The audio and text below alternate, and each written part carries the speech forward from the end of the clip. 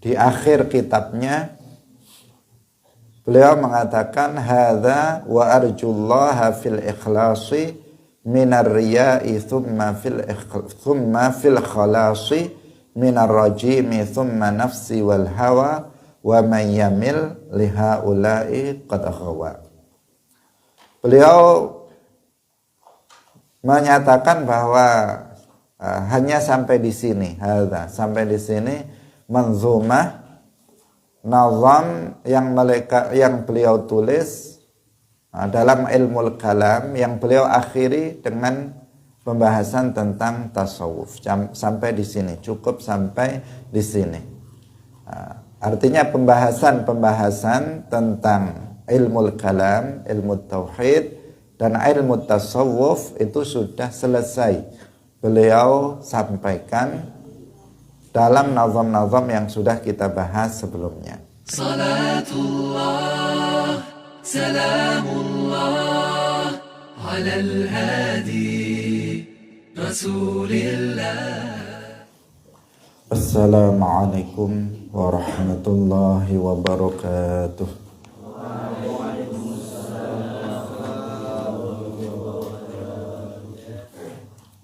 قال المؤلف رحمه الله تعالى فليس ركنا يعتقد في الدين ولا تزغ عن أمره المبين إلا بكفر فانبذن عهده فالله يكفينا آذاه وحده بغير هذا لا يباح صرفه وليس يعزل إن أزل وصفه وأمر بعرف واجتنب نميمة وغيبة وغصلة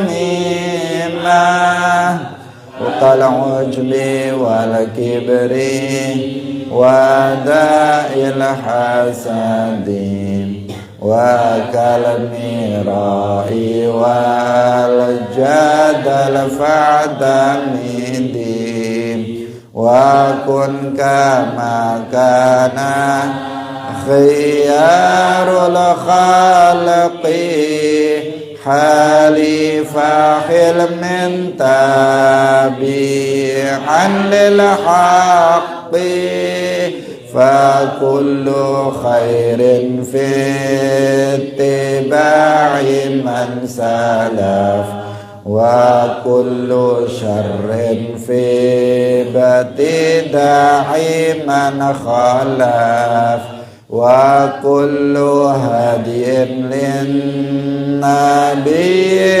قد رجاه فما أبيح فعل ودما لم يباح فتبع الصالح ممن سلفا وجانب البدعة ممن خلفا هذا وأرجو الله في الإخلاص من الرياء ثم في الخلاص من الرجيم ثم نفسي والهوى ومن يمل لهؤلاء قد غوى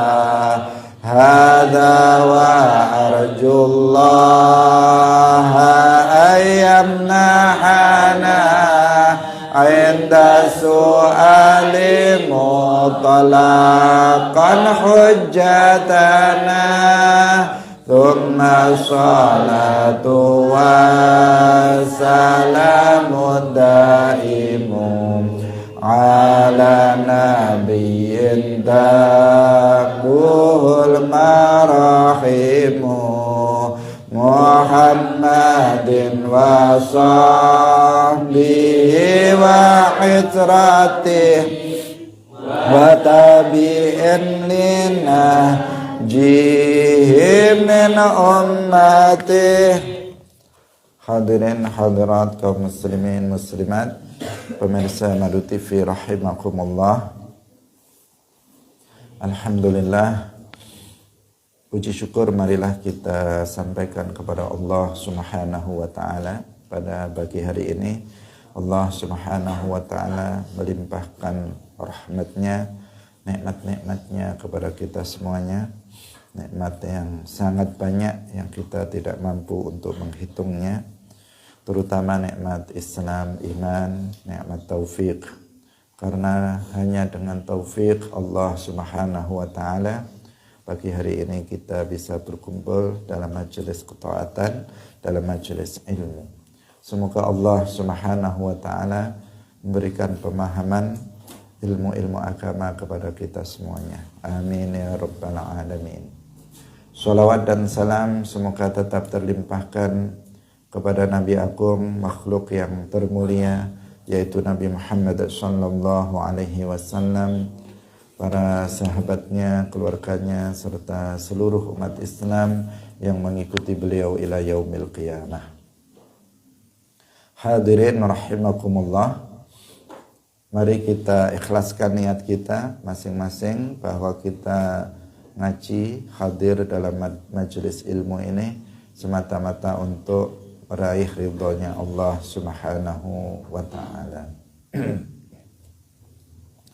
Qala al-muallif rahimahullahu ta'ala, hadha wa arjullaha fil ikhlasi minar riya'i thumma fil khalasi minar rajimi thumma nafsi wal hawa wa man yamil liha ulai qad ghawa. Hadza utawi iki iku kitab iki, kitab matan Jauharatul Tauhid. Wa arju lan ngarepaken sapa ingsun Allah ing Allah fil ikhlasi ing dalam ikhlas, minar riya'i saking riya. Thumma fil khalasi nuli ngarepaken sapa ingsun ing dalem keselamatan minar rajimi saking setan kang den laknat. Thumma nafsi nuli saking nafsu ingsun wal hawa lan hawa ingsun, tegese hawa nafsu. Wa man lan utahi sapane wong iku yamil condong sapa man liha ulai maring mangkono setan lan hawa nafsu, qad ghawa mongko teman-teman wis sasar sapa man.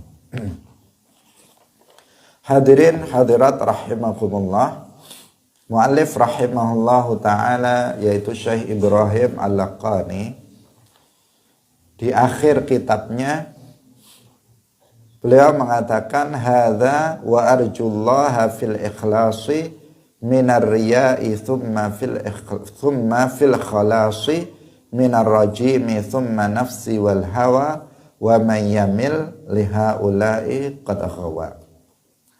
Beliau menyatakan bahwa hanya sampai di sini, hadza sampai di sini manzumah nazam yang beliau tulis dalam ilmu kalam yang beliau akhiri dengan pembahasan tentang tasawuf.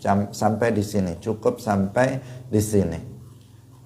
Artinya pembahasan tentang ilmu kalam, ilmu tauhid dan ilmu tasawuf itu sudah selesai beliau sampaikan dalam nazam-nazam yang sudah kita bahas sebelumnya. Kemudian di akhir beliau, sebelum betul-betul mengakhiri kitab beliau berharap kepada Allah Subhanahu wa ta'ala. Yang pertama, beliau mengharapkan keikhlasan dalam beramal, terjauhkan dari riya. Beliau berdoa kepada Allah Subhanahu wa taala agar memberikan taufik kepada beliau untuk bisa ikhlas di dalam beramal dan bisa terjauhkan dari riya yang merupakan kebalikan daripada ikhlas.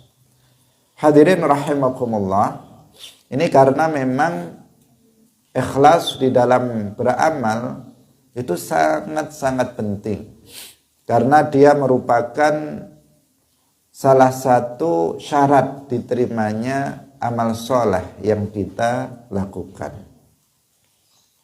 Setiap amal perbuatan yang baik yang kita lakukan itu tidak akan diterima oleh Allah Subhanahu wa taala, tidak akan berpahala manakala tidak disertai dengan keikhlasan dalam melakukannya.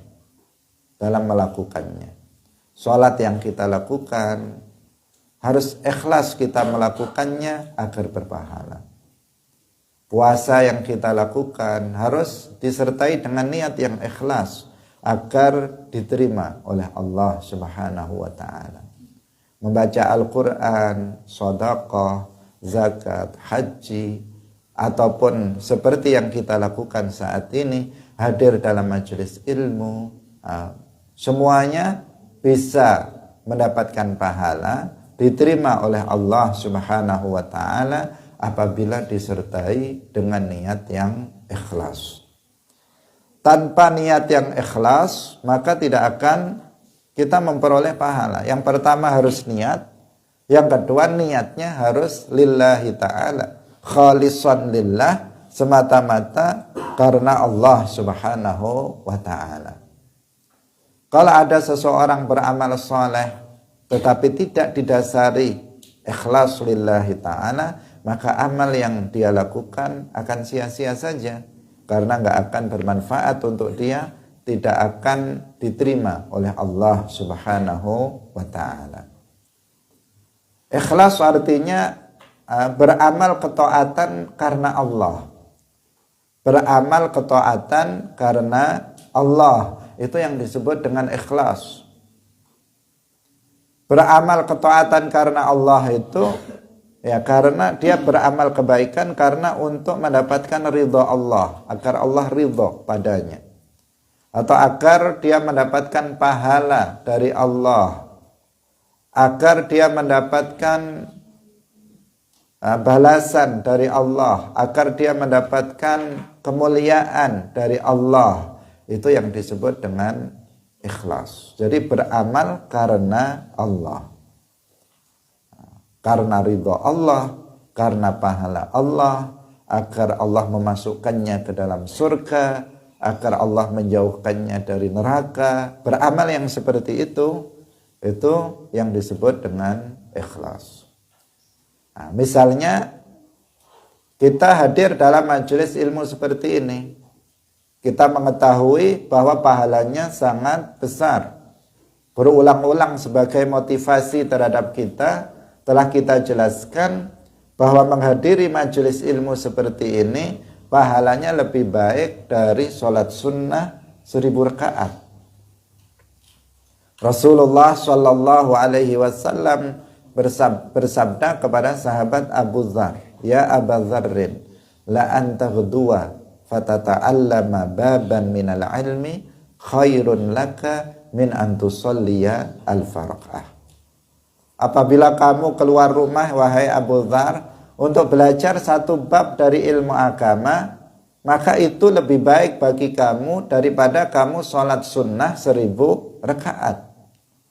Pahalanya begitu sangat besar. Itu untuk meraih, untuk mendapatkan itu bagaimana?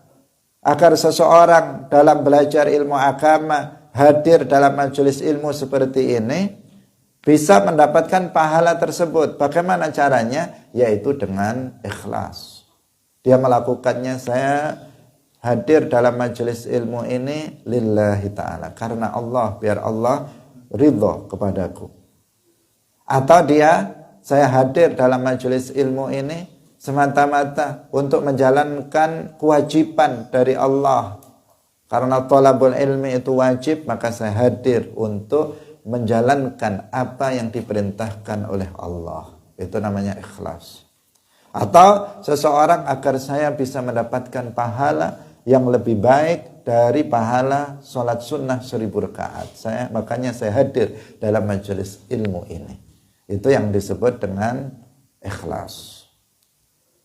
Hadirin yang dirahmati oleh Allah Subhanahu wa ta'ala.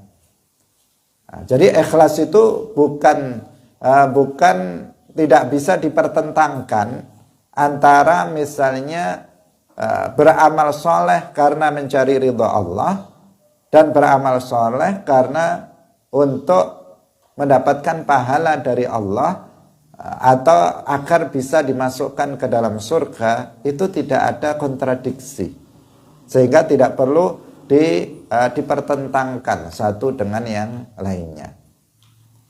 Karena ada sebagian yang mempertentangkannya, mengatakan kalau kita beramal soleh itu niatnya ya karena Allah saja, mencari ridha Allah, jangan mencari pahala, atau jangan agar kamu dimasukkan ke dalam surga, atau agar kamu itu dijauhkan dari neraka.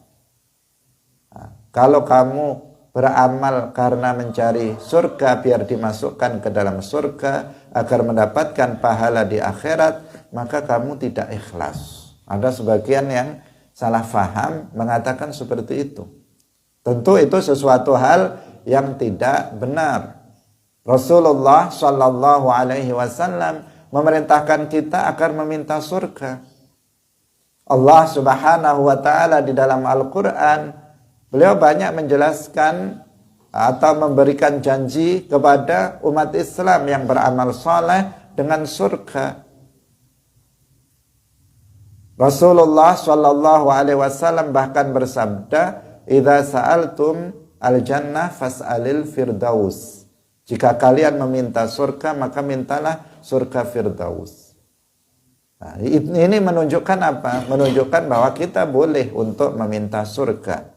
Kita boleh untuk meminta agar dimasukkan ke dalam surga, dan kita juga boleh meminta dalam setiap amal soleh kita agar kita dimasukkan ke dalam surga, atau agar kita mendapatkan pahala dari Allah Subhanahu wa ta'ala.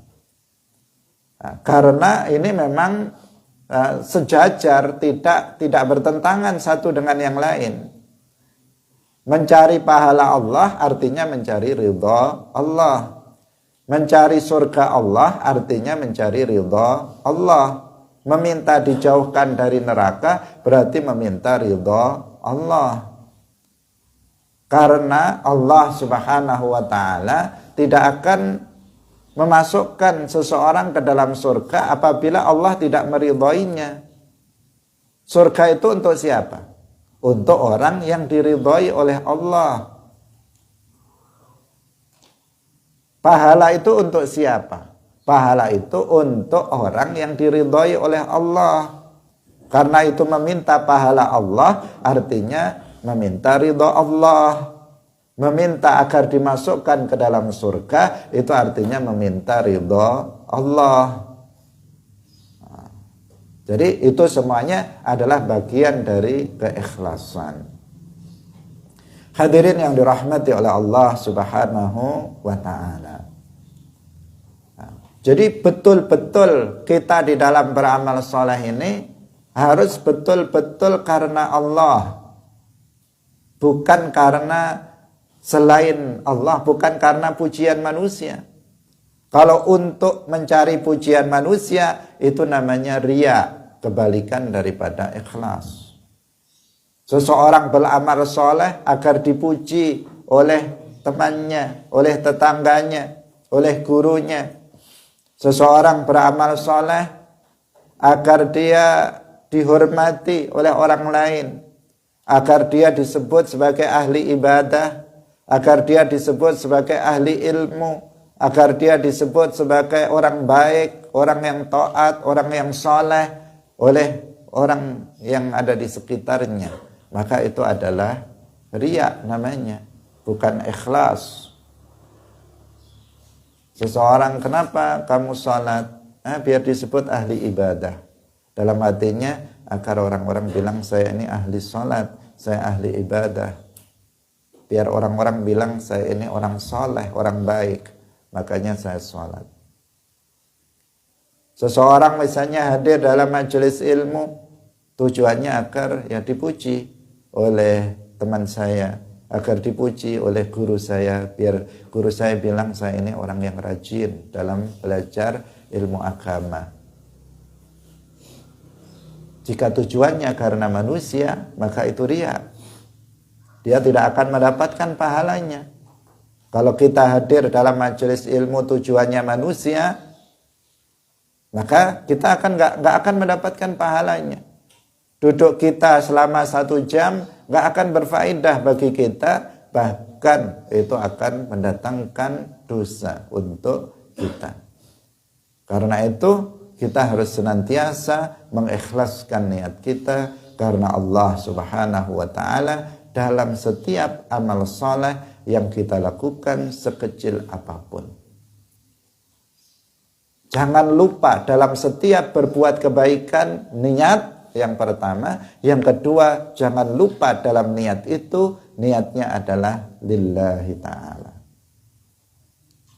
Berupa apapun amal soleh yang kita lakukan, berupa apapun, itu harus disertai dengan ikhlas, baik amal soleh yang itu kecil maupun amal soleh yang itu besar, semuanya harus disertai dengan niat lillahi ta'ala. Ikhlas karena Allah Subhanahu wa ta'ala. Amal soleh yang besar, kewajiban besar seperti sholat 5 waktu, jangan lupa mengikhlaskan niat lillahi ta'ala. Berpuasa Ramadan, amal yang besar, sedekah, mengeluarkan zakat, haji, jangan lupa lillahi ta'ala di dalam melakukannya. Menghadiri majelis ilmu, jangan lupa. Membaca Al-Quran, jangan lupa. Untuk lillahi ta'ala dalam beramal, dalam melakukannya. Kamu berzikir, jangan lupa untuk mengikhlaskan niat lillahi ta'ala. Kamu membaca tahsin, habis maghrib, habis isya, jangan lupa untuk mengikhlaskan niat lillahi ta'ala. Kamu azan, mengumandangkan azan, jangan lupa untuk mengikhlaskan niat lillahi ta'ala. Kamu membangunkan teman kamu untuk sholat subuh, jangan lupa untuk mengikhlaskan niat lillahi ta'ala. Dalam setiap amal soleh yang kita lakukan, jangan lupa kita untuk mengikhlaskan niat karena Allah Subhanahu wa ta'ala. Ketika kita misalnya mengucapkan salam kepada teman kita, assalamualaikum, jangan lupa lillahi ta'ala. Ketika kita tersenyum kepada orang lain, jangan lupa mengikhlaskan niat kita lillahi ta'ala. Dalam setiap amal besar maupun kecil, jangan lupa untuk niat, dan jangan lupa juga bahwa niat kita harus lillahi ta'ala dan bukan karena manusia. Bukan li'ajlin nas, bukan karena manusia. Ini tentu sesuatu hal yang tidak mudah bagi setiap kita. Untuk niat saja tidak mudah. Banyak orang yang beramal banyak sekali kebaikan, tetapi dia tidak berniat dalam melakukannya. Dia tidak berniat dalam melakukannya. Bahkan ada orang yang melakukan sebuah kewajiban, tetapi dia tidak berniat dalam melakukannya. Sebagian amal soleh, jika dilakukan tanpa niat, maka tidak sah. Innamal a'malu bin niat. Tetapi ada amal soleh, sebagian amal kebaikan, dilakukan tanpa niat sah, tetapi dia tidak akan mendapatkan pahalanya. Seperti misalnya memberikan nafkah kepada istri dan anak. Memberikan nafkah kepada istri dan anak bagi seorang laki-laki merupakan kewajiban. Merupakan kewajiban. Apa artinya wajib? Artinya apabila dia melakukannya, maka dia akan mendapatkan pahala yang sangat besar, lebih dari pahala amalan sunnah yang apabila dia melakukannya. Amalan sunnah tidak akan melebihi pahala dari amalan wajib. Seorang suami memberikan nafkah kepada istrinya, seorang ayah memberikan nafkah kepada anaknya adalah sebuah kewajiban. Tentu pahalanya sangat besar. Apabila mereka ketika memberikan nafkah kepada orang tua, kepada istrinya, kepada anak-anaknya, sekedar memberikannya tanpa ada niat sama sekali untuk memberikannya, maka sah. Tetapi dia tidak mendapatkan pahala dari Allah Subhanahu wa taala, pahala yang sangat besar. Karena itu para istri hendaknya mengingatkan kepada suaminya, ketika suaminya memberikan nafkah kepadanya, ingatkan, apakah sudah lillahi ta'ala, sudahkah dia berniat? Sudahkah dia berniat yang pertama? Apakah niatnya sudah lillahi ta'ala? Kalau belum, besok aja dikasihkan, nggak usah sekarang, nanti rugi. Atau nanti diatur dulu niatnya karena Allah baru diberikan. Kalian sebagai anak, orang tua kalian misalnya memberikan nafkah kepada kalian, bagi yang belum balik, bagi yang sudah balik kalian, maka itu adalah kebaikan yang luar biasa yang orang tua kalian berikan kepada kalian. Ingatkan bapak kalian, apakah sudah berniat, apakah sudah lillahi ta'ala dalam memberikannya. Harus diingatkan, kalau enggak, kasihan mereka. Mereka sudah banting tulang, mereka sudah bekerja keras untuk mendapatkan uang demi anaknya, tetapi begitu dia memberikannya kepada anaknya, dia lupa untuk niat sehingga tidak mendapatkan pahala sedikit pun dari kerja keras yang dilakukannya. Kamu menikmati uangnya, orang tua kalian tidak mendapatkan pahalanya karena lupa untuk meniatkan amal soleh yang dilakukannya karena Allah Subhanahu wa ta'ala. Dalam setiap amal kebaikan harus disertai dengan niat yang ikhlas lillahi ta'ala. Tidak boleh dicampur dengan selainnya. Gak bisa seseorang itu beramal soleh karena Allah juga karena manusia. Itu namanya riya, tetap riya. Meskipun ada unsur lillahi ta'alanya, tetapi juga ada li ajlin nas, maka itu tidak ikhlas namanya, karena masih mengikutkan pujian manusia, mengikutkan niat karena manusia dalam ibadahnya kepada Allah Subhanahu wa ta'ala, dalam perbuatan soleh yang dia lakukan. Masih ada unsur selain karena Allah Subhanahu wa ta'ala. Di dalam sebuah hadis, ada salah seorang sahabat datang kepada Rasulullah sallallahu alaihi wasallam. Dia bertanya, "Wahai Rasulullah,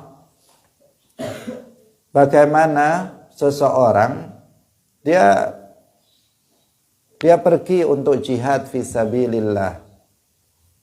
Dia pergi untuk berperang di jalan Allah. Tujuan dia itu ada dua. Yang pertama adalah karena Allah, dan yang kedua adalah agar dipuji oleh masyarakat, oleh manusia. Agar dia dibilang pahlawan, pemberani, luar biasa, hebat. Agar dia dibilang seperti itu dari satu sisi. Tetapi satu sisi dia juga meniatkannya karena Allah Subhanahu wa ta'ala. Sahabat itu bertanya, apakah dia mendapatkan pahalanya? Rasulullah menjawab, la syai'a lahu. Dia tidak mendapatkan sedikit pun dari pahala. Nggak dapat sesuatu pun dari pahala Allah Subhanahu wa ta'ala. Sahabat itu bertanya lagi, apakah dia mendapatkan pahalanya? La syai'a lahu. Sampai 3 kali sahabat itu bertanya, dan dijawab oleh Rasulullah sallallahu alaihi wasallam dengan jawaban yang sama, la syai'a lahu. Tidak ada sedikit pun yang dia dapatkan dari jihad yang dia lakukan apabila niatnya ganda. Karena Allah dan karena manusia. Kemudian Rasulullah Shallallahu Alaihi Wasallam bersabda, Innallaha la yaqbalu minal amali illa ma kana khalisan lahu. Sesungguhnya Allah itu tidak menerima amal kecuali apabila dilakukan ikhlas karena Allah, semata-mata karena Allah. Ikhlas itu begitu, semata-mata karena Allah, bukan ada unsur karena manusianya di situ. Itulah amal yang seperti itulah yang akan diterima oleh Allah Subhanahu wa ta'ala. Hadirin yang dirahmati oleh Allah Subhanahu wa ta'ala, hati kita harus senantiasa kita awasi.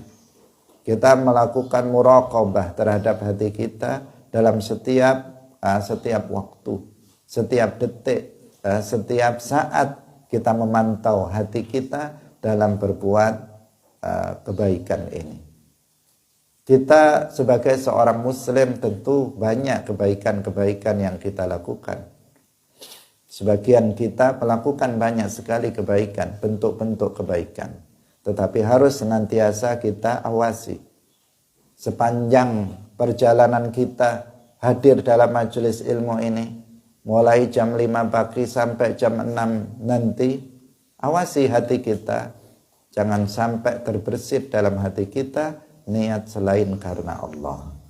Senantiasa ketika kita memulainya lillahi ta'ala, di tengah perjalanan tetap lillahi ta'ala, di akhir pelajaran tetap lillahi ta'ala, tidak berubah dari niat yang semula, agar kita mendapatkan pahala yang sempurna dari Allah Subhanahu wa ta'ala dari awal hingga akhir.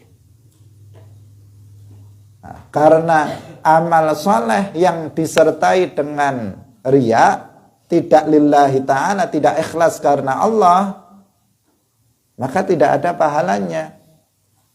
Kalau misalnya di awal kita, ketika saya mengingatkan kepada kita semuanya, mari kita mulai pengajian kita ini dengan mengikhlaskan niat kita karena Allah, kemudian kita hadirkan niat karena Allah, lillahi ta'ala.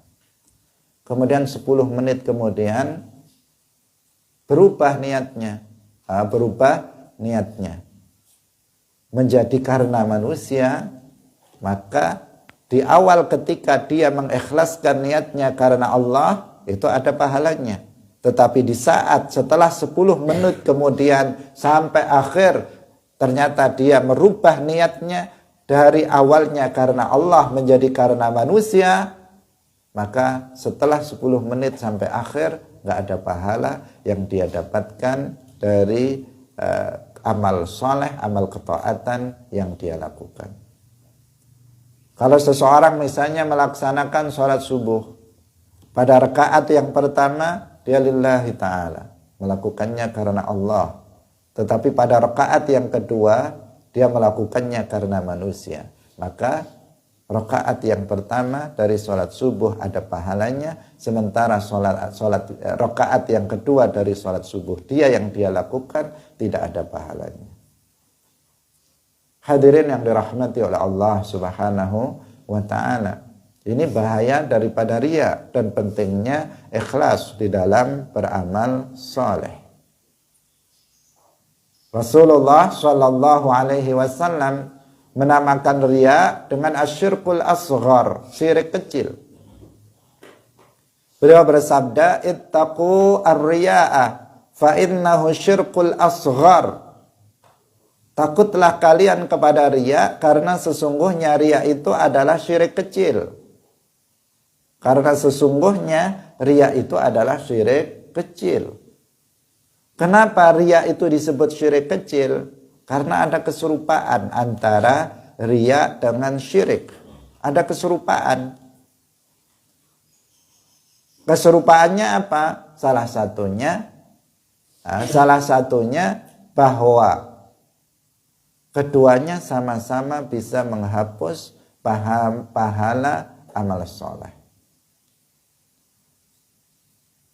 Syirik itu menghapus amal soleh yang dilakukan oleh seseorang. Demikian juga riya. Hanya saja bedanya kalau syirik itu akan menghapus seluruh pahala amal soleh yang pernah dilakukan seseorang selama hidupnya. Kalau seseorang sejak dia baligh, dia sudah beramal soleh. Kemudian ketika dia berumur 50 tahun, kemudian dia jatuh kepada syirik. Dia beribadah kepada selain Allah. Dia menyerupakan Allah dengan makhluknya. Dia menyembah selain Allah pada usia 50 tahun. Maka dia telah menjadi murtad dengan sebab kesyirikannya itu. Dan seluruh pahala amal soleh yang pernah dia lakukan, pahala sholat yang pernah dia lakukan, pahala puasa yang pernah dia lakukan, pahala sedekah, pahala baca Quran, pahala dari kebaikan-kebaikan yang dilakukannya, semuanya habis, tidak tersisa. Wa may yakfur billahi faqad habita amaluhu. Barang siapa yang kufur kepada Allah, maka terhapus pahala amal solehnya. Ini kalau syirik, yang merupakan bagian dari kekufuran. Sedangkan riya itu menghapus amal soleh, menghapus pahala amal soleh yang dibarengi dengan riya itu. Bukan menghapus pahala amal soleh yang lalu. Misalnya tadi ketika dia misalnya sholat maghrib, dia lillahi ta'ala. Ketika sholat isya, dia karena manusia. Maka riya yang dia lakukan pada sholat isya tidak menghapus pahala yang dia lakukan, pahala amal soleh dia berupa sholat maghrib yang disertai dengan ikhlas, tidak menghapusnya. Yang terhapus adalah pahala sholat isyaknya karena dia melakukannya riyaan, karena manusia. Sedangkan sholat isya yang dilakukannya itu karena manusia, dia tidak berpahala. Sholat maghrib yang dilakukannya karena Allah, itu berpahala. Ya, jadi yang dihapus pahalanya oleh riya itu adalah amal soleh yang dibarengi dengan riya. Seperti yang tadi kita contohkan. Ketika kita di awal majelis ilmu kita ikhlaskan niat karena Allah, maka itu ada pahalanya.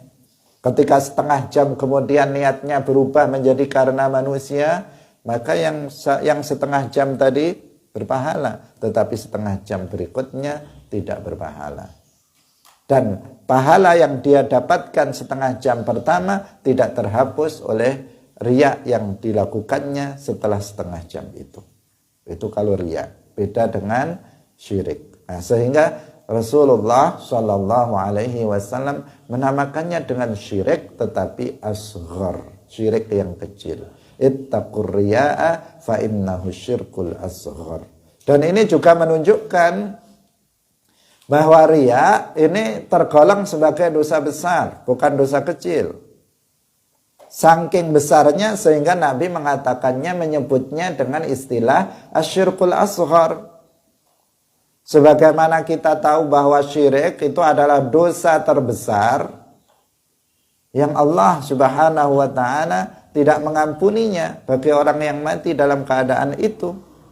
Innallaha la yaghfiru ayyushraka bihi wa yaghfiru ma duna dzalika liman yasha. Syirik adalah dosa terbesar. Dan Nabi menamakan riya dengan syirik kecil, menunjukkan bahwa dosa riya itu minal kabair. Dosa riya tergolong sebagai dosa besar.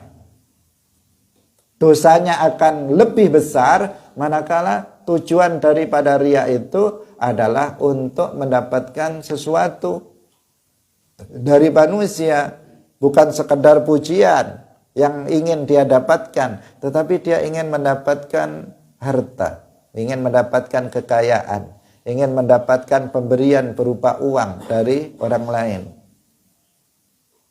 Nah, dia berpura-pura menunjukkan menunjukkan sesuatu yang baik kepada orang lain, tujuannya nanti orang-orang biar ngasih amplop kepadanya, amplop berisi uang kepada dia. Maka ini lebih fatal, dosanya lebih berat. Kenapa? Karena dia akan terperosok dalam memakan harta orang lain bil batil. Hadirin rahimakumullah, ini sesuatu yang sangat penting untuk senantiasa kita ingat. Niat lillahi ta'ala, niat lillahi ta'ala dalam setiap amal yang kita lakukan. Jangan sampai lupa tentang niat ini.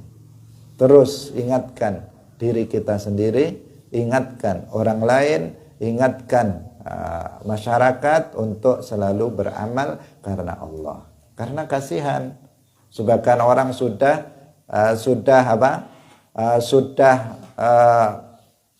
mencurahkan tenaganya dalam beramal saleh, tetapi dia tidak mendapatkan pahalanya. Sebagian orang sudah mengeluarkan harta bendanya, kekayaannya untuk beramal kebaikan, tetapi dia tidak mendapatkan pahalanya. Sungguh sangat disayangkan dan sangat kasihan jika itu terjadi. Maka kita senantiasa saling mengingatkan di antara kita untuk mengikhlaskan niatnya karena Allah dalam setiap amal yang kita lakukan. Dalam hadis yang lain, Rasulullah Shallallahu Alaihi Wasallam bersabda, Inna akhwafa ma akhafu alaikum al-yawma syirkul asghar. Sesungguhnya yang paling aku takuti pada kalian hari ini adalah syirik kecil, kata Nabi. Kemudian ditanyakan oleh para sahabat, wa ma syirkul asghar ya Rasulullah? Apakah syirik kecil itu wahai Rasulullah? Qala, Rasulullah bersabda, ar-riya'u. Syirik asghar itu namanya adalah riya. Nah, ini sejalan dengan hadis yang pertama yang kita sebutkan, ittaqur riya'a fa innahu syirkul asghar. Takutlah kalian kepada riya karena sesungguhnya riya itu adalah syirik yang kecil. Hadirin yang dirahmati oleh Allah, sehingga sebagian ulama mengatakan la khalasa illa bil ikhlas. Tidak ada keselamatan kecuali dengan ikhlas. Ikhlas sesuatu yang sangat berat. Sesuatu yang sangat berat untuk dilakukan. Meninggalkan riya sesuatu yang sangat berat untuk ditinggalkan. Sangat berat meninggalkan riya. Sebaliknya, untuk mengikhlaskan niat karena Allah sesuatu yang sangat berat di dalam kita beramal. Kebanyakan kita motivasinya adalah manusia. Dalam beramal soleh, motivasinya adalah manusia. Karena malu kepada temannya, karena ingin dipuji oleh seseorang, biar mendapatkan balasan dari orang lain, dia melakukan itu. Sebagian besar kita melakukan hal yang seperti itu, dan sebagian kecil kita yang bisa untuk memurnikan niatnya karena Allah di dalam beramal soleh. Tetapi kita harus senantiasa belajar. Kita harus senantiasa berlatih. Senantiasa berlatih untuk mengikhlaskan niat kita karena Allah dalam setiap amal soleh yang kita lakukan. Bagaimana kita melatihnya? Kita tanamkan dalam hati kita bahwasanya pujian manusia dan celaan manusia tidak akan bermanfaat untuk akhirat kita. Pujian manusia dan celaan manusia, pujian manusia tidak akan bermanfaat untuk akhirat kita. Demikian juga celaan manusia tidak akan memberikan madarat untuk kita, untuk akhirat kita.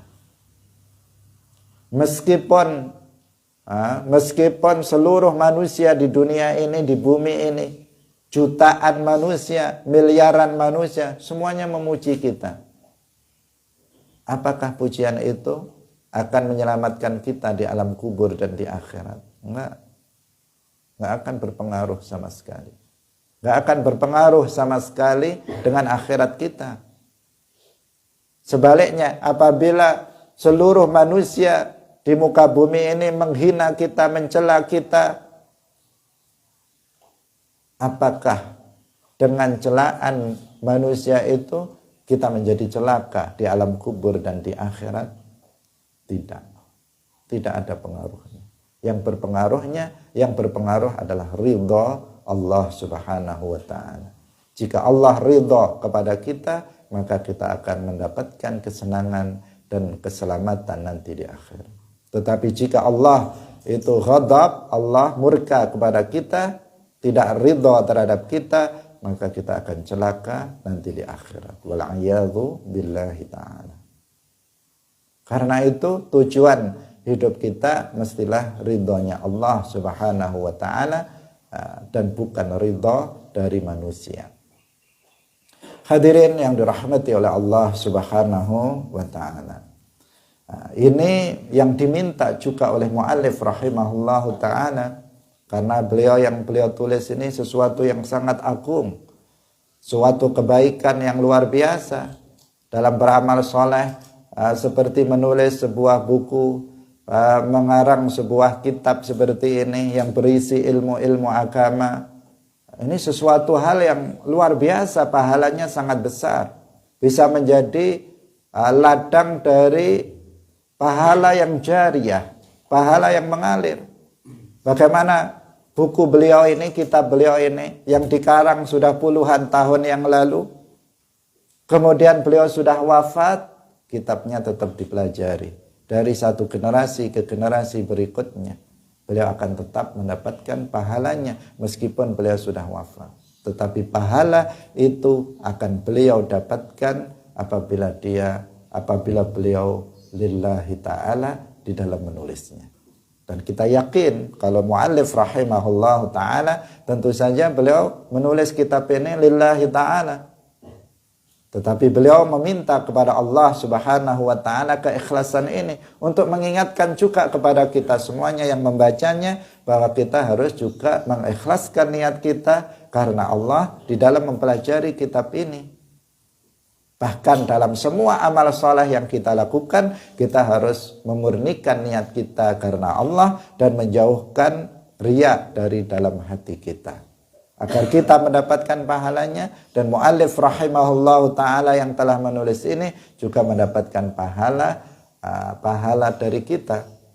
Pahalanya akan mengalir. Pahala artinya ketika kita mempelajarinya, muallif sebagai pengarangnya beliau juga mendapatkan pahala atas amal soleh yang kita lakukan dari Allah Subhanahu wa ta'ala. Hadirin yang dirahmati oleh Allah Subhanahu wa ta'ala, ini yang beliau minta dan kita juga meminta hal yang sama kepada Allah Subhanahu wa ta'ala, ikhlas dalam beramal, terjauhkan dari riya. Kemudian yang beliau minta berikutnya, thumma fil khalasi minar rajimi thumma nafsi wal hawa. Beliau meminta kepada Allah yang pertama minta selamat dari rajim. Siapa rajim itu? Syaitan, asyaitanur rajim. Nah, seperti yang kita sering sebut dalam ta'awud, a'udzubillahi minasyaitonir rajim. Nah, kita meminta perlindungan kepada Allah dari syaitan yang biasanya diartikan terkutuk, mal'un, yang dilaknat oleh Allah Subhanahu wa ta'ala, yang dijauhkan dari kebaikan, syaitan. Asyaitan artinya asalnya syaitan itu adalah kafirul jin. Jin yang kafir itu namanya syaitan. Terkadang syaitan itu juga diperuntukkan untuk menyebut iblis. Ketika kita menyebut syaitan, maknanya adalah iblis, laknatullah alaih. Nah, syaitan juga diartikan sebagai orang yang jin yang kafir. Tetapi ada juga sebutan syaitanul insi, syaitan dari kalangan manusia, yaitu manusia-manusia yang perbuatannya kayak syaitan. Nah, maka dia adalah syaitanul insi. Kita meminta perlindungan kepada Allah min syayatin al-jinni wa min syayatin al-insi. Kita meminta perlindungan kepada Allah dari syaitan dari kalangan jin, juga setan dari kalangan manusia. Mereka membahayakan, mereka musuh kita. Allah Subhanahu wa taala di dalam Al-Qur'an menjelaskan bahwa mereka musuh kita. Maka kita tidak boleh, Allah berfirman fattakhidhuhu aduwwa, jadikan setan itu sebagai musuh, jangan ikuti kemauan-kemauan setan. Jangan ikuti kemauan syaitan, karena syaitan ingin menyesatkan kita. Syaitan ingin kita tersesat dari kebenaran dan nanti akan masuk neraka bersamanya. Karena itu waspadai syaitan, baik syaitan manusia maupun syaitan dari jin, waspadai mereka. Kita meminta kepada Allah perlindungan dari syaitan dan kita juga mewaspadainya, jangan mengikutinya. Jangan mengikuti kemauan-kemauan daripada syaitan. Ini yang beliau minta. Nah, beliau juga meminta keselamatan dari hawa nafsu. Hawa nafsu yang ada pada diri manusia. Sesuatu yang harus kita waspadai adalah syaitan. Kemudian yang kedua yang juga harus kita waspadai adalah hawa nafsu. Hawa nafsu yang ada pada diri kita, yang senantiasa memerintahkan keburukan. Di dalam Al-Quran disebutkan innan nafsa la'ammaratun bisu. Sesungguhnya hawa nafsu itu betul-betul dia senantiasa memerintahkan kepada kita melakukan keburukan-keburukan, kejahatan-kejahatan. Hawa nafsu yang ada pada diri kita. Kecenderungan hawa nafsu kita adalah kepada sesuatu yang buruk. Selalu mengarah kepada keburukan-keburukan. Maka kita harus melawan hawa nafsu itu. Mujahadatun nafas, melawan hawa nafsu itu. Kalau hawa nafsu kita ingin ke selatan, kita harus ke utara. Jika hawa nafsu kita ke utara, kita harus ke selatan. Jika hawa nafsu kita ingin tidur, tidak ingin hadir dalam majelis ilmu, kita harus hadir dalam majelis ilmu. Kalau hawa nafsu kita ingin A, kita melakukan sebaliknya. Itu namanya mukhalafatun nafas atau mujahadatun nafas. Kita lakukan. Memang akan menderita kita karena apa yang disukai oleh hawa nafsu adalah sesuatu yang sangat menyenangkan, sesuatu yang syahwat, yang menyenangkan. Apabila kita mengikuti nafsu kita, terasa menyenangkan. Tetapi akibatnya nanti di akhirat adalah neraka. Sebaliknya apabila kita tidak mengikuti kemauan nafsu kita, maka terasa tidak menyenangkan. Tetapi nanti akibatnya adalah surga. Di dalam hadis disebutkan huffat al-jannah bil makarih wa huffatin nar bisyahawat. Surga itu dikelilingi dengan sesuatu yang tidak menyenangkan, yang nggak disukai oleh hawa nafsu. Surga itu dikelilingi sesuatu yang tidak disukai oleh hawa nafsu. Sholat disukai nggak oleh hawa nafsu? Nggak. Sholat jamaah, sholat hadir dalam majelis ilmu, disukai nggak oleh hawa nafsu? Nggak. Hawa nafsu nggak suka. Tapi di dalamnya ada surga. Sebaliknya neraka itu dikelilingi oleh sesuatu yang menyenangkan, yang enak-enak. Itu yang enak-enak dan menyenangkan, yang disukai oleh hawa nafsu kita itu yang mengelilingi neraka. Apabila seseorang kemudian mengikuti hawa nafsunya, maka akibatnya di dalamnya adalah neraka. Seseorang akan terjerumus dalam neraka apabila mengikuti kemauan-kemauan nafsu kita. Maka jangan ikuti hawa nafsu yang ada pada diri kita. Berusaha. Nah, kita semuanya belum seperti itu. Kita hanya bicara dan kita berusaha. Kita berusaha bersama-sama. Kita sepanjang hidup kita adalah berperang melawan syaitan, berperang melawan hawa nafsu yang ada pada diri kita. Itu yang harus disadari, bukan tidak disadari. Yang paling penting itu adalah kesadaran bahwa kita ini punya musuh namanya syaitan, kita ini punya musuh namanya hawa nafsu. Sebagian orang kan nggak sadar, pokoknya hidup gitu saja. Hidup begitu saja, apa yang pengen dia lakukan, apa yang pengen dia tinggalkan. Mengikuti saja apa yang dikatakan oleh hawa nafsunya, diikuti mengalir begitu saja. Semestinya nggak begitu. Kita harus sadar bahwa pada diri kita ada dua musuh, yaitu syaitan dan hawa nafsu yang senantiasa menginginkan keburukan untuk akhirat kita. Dengan kesadaran itu, dengan kesadaran tersebut, maka kita akan berusaha untuk menjauhi kemauan-kemauan hawa nafsu kita. Kita akan menjauhi kemauan-kemauan dari syaitan sehingga kita akan mendapatkan ridha Allah dan kita akan mendapatkan keselamatan nanti di akhirat.